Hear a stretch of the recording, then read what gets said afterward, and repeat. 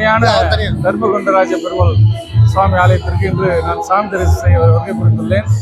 இந்த ஆலயமாகப்பட்டது பல நூற்றாண்டுகளுக்கு முன்பாக தர்மகுண்டராஜ பெருமாள் என்கின்ற ஒரு நபரால் ஆரம்பிக்கப்பட்டு இன்று மிக மிக பிரபலமாக நம்ம திருப்பதி ஏழுமலையானை எப்படி சந்திக்க கூட்டம் செல்கிறது, அது போன்ற ஒவ்வொரு சனிக்கிழமையும், அதுவும் குறிப்பாக சொல்லணும் புரட்டாசி மாதத்தில் வருகிற அனைத்து சனிக்கிழமைகளையும் நம்ம தர்மகுண்டராஜ பெருமாள் சுவாமி கோயிலுக்கு பெரும் திரளாக மக்கள் திரண்டு வருகிறார்கள்.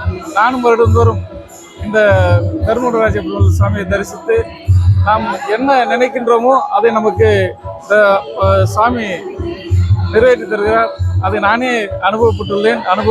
அதே போன்று நம்ம இந்த கோயில் நிர்வாகத்தை மிகவும் சீரும் சிறப்புமாக இந்த சுற்றுப்பக்கம் இருக்க கிராம மக்கள் ஒவ்வொருவரும் எந்த ஒரு மனமாட்சியும் இல்லாமல் ஒரு தன்னுடைய குடும்பத்திற்கு எப்படி செய்வாரோ அது போல செய்திருக்காரு. அதுவும் இந்த சாமியினுடைய கைகிறது என்று சொல்றேன். ஏனென்றால் ஒரு சின்ன கோயில்னால அதில் ஒரு குரூப்பிஸ் வந்துடும். ஆனால் அந்த குரூப்பிஸ் இல்லாமல் இந்த கோயிலுக்கு அந்த அளவு சீரும் சிறப்பாக இந்த சுற்றுப்பக்கத்தில் இருக்கிற எல்லா பொதுமக்களும் சிறப்பாக செய்கிறாங்க. அந்த வகையில் உண்மையில சாமி வணங்குறதுன்னு சொல்லுவேன். அதே போல் நம்ம பெருமாள் திருப்பதியில் தான் போய் சேவிக்கணுன்றதில்ல. ஒவ்வொரு சனிக்கிழமை புரட்டாசி மாதத்தில் இங்கே நல்ல சீரும் சிறப்பாக செய்கிறாங்க. குறைஞ்ச நான் ஒரு 10 வருஷம் முன்னே வரும்போது இந்த கோயில் சும்மா வருவாங்க. இந்த அளவுக்கு ஒரு மிக பிரம்மாண்டமாக டெவலப் பண்ணி வருது.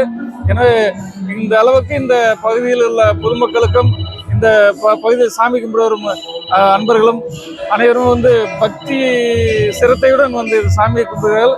அதுவும் தான் எந்த கோரிக்கை மனதில் நினைத்தாலும் அந்த கோரிக்கைகளை தர்மகுண்டராஜ பெருமாள் சுவாமிகளை நிறைவேற்றி தருகிறார் என்பதை தெரிவித்துக் கொண்டு மேலும் மேலும் பக்தர்கள் அனைவரும் இந்த திருக்கோயிலுக்கு வருகை புரிந்து ஐயன் பெருமாள் அவர்கள் பெறுமாறு அன்புடன் கேட்டுக்கொள்கிறேன். நன்றி, வணக்கம்.